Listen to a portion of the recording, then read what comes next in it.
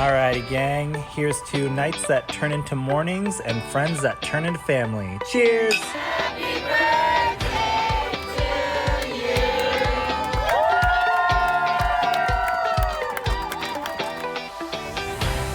Hello. Welcome to the Friendship IRL podcast. I'm your host, Alex Alexander, and each week we explore what's working and what's not in our friendships, community, and connections.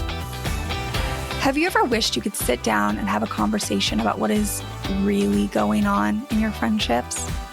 Well, you found your people. Join us as we dive into real-life stories and explore new ways to approach these connections. Together, we're reimagining the rules of friendship.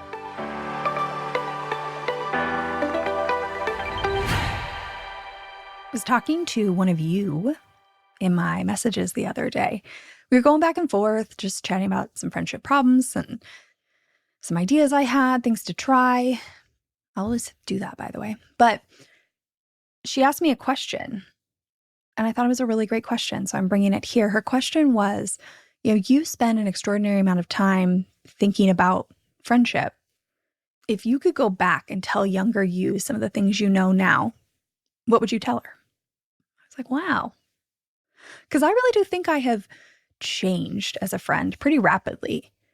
I spend exponentially more time thinking about community, connection, friendship than the average person does, as we all know.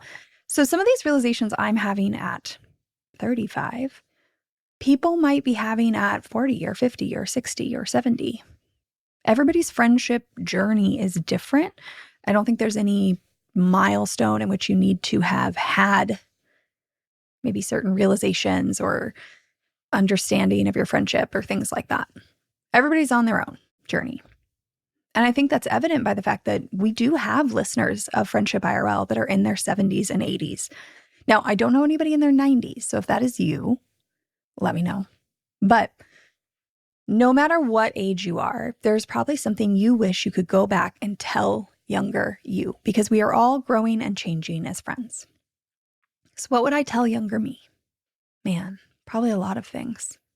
If I had to paint a picture of myself as a younger friend, if we go all the way back to maybe high school, Alex, if you were my friend, I was somebody who looked like I had it all together. That shouldn't be any surprise if you've listened to a number of these episodes. If you go back and listen to, is it episode 19? I think it's episode 19, the one for little Alex. You'll understand why I looked like I had it all together, but I looked like I had it all together. I was definitely like the strong friend. And I never really had one core group, like a trio or a little thing. I generally had like some people I was maybe closer to, but I often, even in middle school and high school, kind of had multiple overlapping groups. And I think that's because I was a pretty active, engaged kid. Like I was in student body and I was in sports. And so I had groups of friends in each of those that I was really close to. Now, they all kind of knew each other, so I could bring them together pretty easily. But for the most part, it was like separate friendships. I mean, I probably had 2 to 3 kind of groups going at once. I did have a couple girls that were kind of like my core, I guess, ride or die people, but they also had other friends because they also were active and engaged. I think I was pretty hard on my friendships. And a lot of that's just not knowing how to deliver, I don't want to say feedback, but even just my feelings. Like I didn't know how to express my feelings very well. So my friends would get kind of a blow up sometimes. And if I could go back and look, it's like I wasn't as appreciative for what my friendships brought to me. I think I knew deep down, but I didn't express it. That's the way to put it. I didn't express it. I tried to show it and I tried to be worthy of it, but I didn't tell them to their face. I hope they knew. However, on the flip side, I was very quick to tell them if something was wrong or if I was wronged or if they wronged each other. Very quick to be the friend to quote unquote, like tell it like it is. I think that was hard because there wasn't a balance there of me being very verbally grateful and then also being kind of intense sometimes. It really felt like it swung one way. I mentioned this worthiness piece. I've done episodes before on being the strong friend. I think because I needed my friendships so badly, I was constantly going over the top to try and be worthy of them. Like I was the person where if somebody needed something, right, I would forsake all my own needs to show up for them because it felt like I was constantly trying to be worthy of these friendships because deep down, I knew how much I needed them. And of course, this is my experience. Like this may not be your experience or you may identify with some of these, but I'm just trying to paint a picture of younger Alex. So for today's episode, I'm going to break this down into kind of like what I feel like I've learned about choosing friends, about being a friend, about friendship transitions, and then kind of like some final advice I would give younger me. What I've learned about choosing friends. I think I did a pretty good job when I was younger. I didn't really talk about college, but college was kind of similar. I had multiple groups. I had a couple like very, very close friends, but a lot of my same patterns were there. So when I look back at choosing friends, I think that honestly, I did a pretty good job. I think that I really went with my gut quite often. If I could give myself one piece of advice, it's that just because you're part of a group doesn't mean those need to become your best friends. And I say that because, I was part of sports, student body, different groups throughout time. And because I spent so much time in them, I really just allowed the proximity to become my friendships. For the most part, that was fine. They were good people. But sometimes I think had I put the energy in, I would have found other, maybe more aligned friendships. So that's what I would tell Alex is like, it's okay to be a part of that group and let them be simpler friendships and to spend some of your time developing other friendships. I think I would tell her that she did a pretty good job of not letting status drive her friendships. I've never really been one to really seek out a friendship because I thought it would bring me some sort of status. There were times where I think I was curious about those people. And so I would connect with them, but I never really pursued it to some sort of like deeper friendship. I would just kind of allow them to be part of my greater community, right? Another person in my social web that I could call on, right? Just being kind. Looking back, I think that younger Alex did a really great job of building community. I think that I've always been somebody who, when I'm drawn to someone, I will pursue that connection, but it doesn't need to become my closest friend over time. A lot of those people, I'd hang out with them once or twice or 3 times. We'd have a good time. We'd have positive interactions. And maybe it just didn't feel like it was going anywhere. I would allow it to be just part of my greater community, a simpler connection. Maybe I run into them here or there. Now, I think if I could go back and give younger Alex one piece of advice, it's this. I really, really saw community connection friendship as valuable from the get-go, whether I knew it or not back in high school. Like I did treat it it was very important in my life. Something I would go back and tell her is that is important. Like check in on your friends and how much they value these connections. They don't have to value it as much as you do, but I think understanding how much somebody values friendship, community, and connection can save you from some heartbreak down the line. If you just assume that somebody values it as much as you do, when in reality, they really don't. Like it's convenient right now. There's proximity right now. I think that can save some heartbreak down the line when maybe 2 people move apart or life changes happen. If you're just aware that the other person doesn't value it as much. I'm not saying don't be friends with them. They could be a really fun friend for that period of life. But if you understand the reality of how much they value this, then you kind of know when the transition happens that you can maybe put energy elsewhere instead of trying to put all the energy into that friendship to keep it the same when it's really one-sided energy.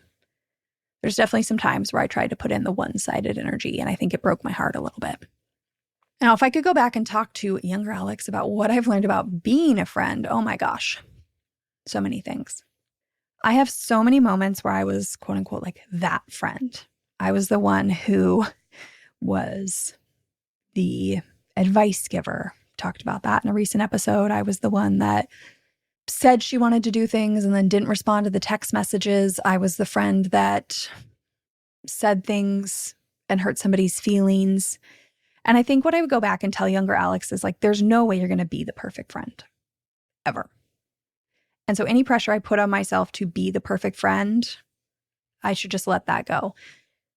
And instead, put my energy into trying to learn from every interaction, trying to really hone in on like how I feel about it and what I can do to change that. Like if I don't want to be the friend who can never listen to someone's feelings and always feels like she has to give advice, then instead of putting my energy into being like, oh, you're just a bad friend, nobody wants to be friends with you. No, get rid of that, because there were lots of times where I did that, and instead put my energy into being like, okay, well, how can I act a little differently? And give myself some grace. I wish I could go back and give myself some grace. I also think that if I could go back, I would tell younger Alex that like your definition of being a quote unquote good friend changes, right? A good friend in middle school, high school is somebody who you spend lunch with and you're doing after school activities with, and you know each other's families, and you are making silly mistakes and you have each other's back. You know, I think in college, a good friend is somebody who's really encouraging you to change and grow and go after your goals. I think as an adult, being a good friend, I mean, honestly, is probably the same. Being somebody who wants you to change and grow and go after your goals, somebody who you can have deeper conversations with, but also have fun with. And so I guess I go back and tell younger Alex, like, instead of really trying to figure out what the definition of a good friend is, just feel it, because it's going to change over time. Which brings me to what I've learned about friendship transitions. Man, have there been so many friendship transitions. I don't think younger Alex could even comprehend all the friendship transitions I've had. You know, there have been natural endings. There have been friendships I've outgrown. There have been friendships that have kind of fallen into that historic past friendship category and kind of lingered as a very simple friendship. And I never would have imagined that in the past. I think if I could go back and tell younger Alex anything, it's that like friendships are always going to change and not always for the better. I would tell her that there's no way to control your friendships. I definitely think I would tell her that, you know, I think younger Alex really, again, that worth piece, younger Alex really used to try and think that if I was the best friend, the greatest friend, the friend who would bend over backwards and do this and do that and like show up always, that if I could effort my way into my friendships, that was my way to control them to stay the same, because how could they ever move on? Now, simultaneously, I wanted my friends to grow and change. I would be so outwardly excited for them, but my way of hoping that there was no change was just to go over the top all the time. And reality check, that didn't change anything. In the moments where the transitions happened, people moved, people had career changes, people had life transitions, right? Everyone's on their own path, and no amount of effort I put in can keep my friendships the same.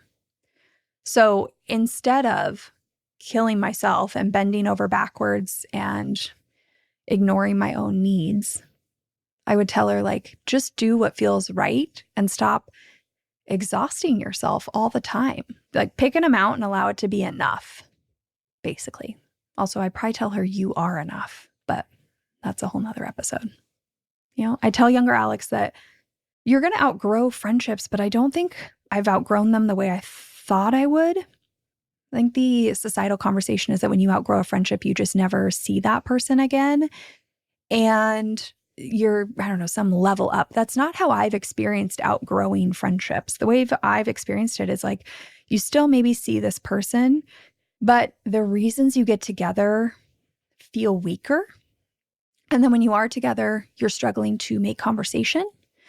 And a lot of the conversation ends up revolving around your past because you really aren't in the present together. And even if you tried to talk about the present, it just doesn't align anymore, right? Because maybe I've changed in the way that we used to connect. That's the other thing I would say, is that it's not always that one person has outgrown the friendship overall. Like I am in its entirety a leveled up person compared to somebody. That sounds silly even to say, but it's not that. I think sometimes, like, let's say we really used to connect about work, as an example, and this other person has been too scared to go after a promotion or a job change. They've really stayed stagnant, and no matter how much I've encouraged them, they won't do it. They don't want to. Yet I've taken all these risks and done all these things. And so it's hard because they're frustrated that I'm making these changes and they are still stuck where they are. And so when we get together, it's almost like that one area where we really connected doesn't feel like a place that we don't want to talk about that anymore. We don't want to talk about work. So again, I would tell her, like, the way that you outgrow friendships can be way more subtle than I ever thought. And as far as surviving major life changes, man, so many. I would tell younger Alex that sometimes you might go years without talking to a friend. Like, I will never forget one of my closest high school friends. When we went off to college, we just really didn't talk for like 2 years. We've reconnected. We've had periods where we talk a ton and less, and that's just naturally ebbed and flowed. But I really panicked about that in college. I also think that surviving a big life change, like having a friendship that survives, has so much to do with how willing both people are to do the work and to try new things, which takes me back to what I said originally in the episode of, I would tell her just to pay more attention to whether or not whether that friend is as, I don't want to say invested, but whether that friend cares as deeply about their friendships, in their overall life priorities, their values. Do they see friendships and community and connection as valuable? Which brings me to the advice that I would give my younger self. Like, if I could sit down, what would I say? Number one, I would say, keep following your gut. That if you are interested in somebody as a connection, hang out with them. It doesn't need to turn into some big, crazy, like all-consuming true friendship. It could just be a fun connection you look back on. I think I did a good job of that. But I would also tell myself, again, to pay attention to how much I think people value these connections in their life, or if they see them as just disposable, and that's mainly to protect myself. I would tell my younger self that I am worthy of these connections. I don't need to bend over backwards. I don't need to give up all my own needs.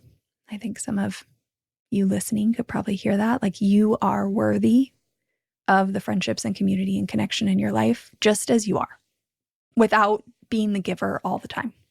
And I would go back and tell younger Alex that there's going to be heartbreak.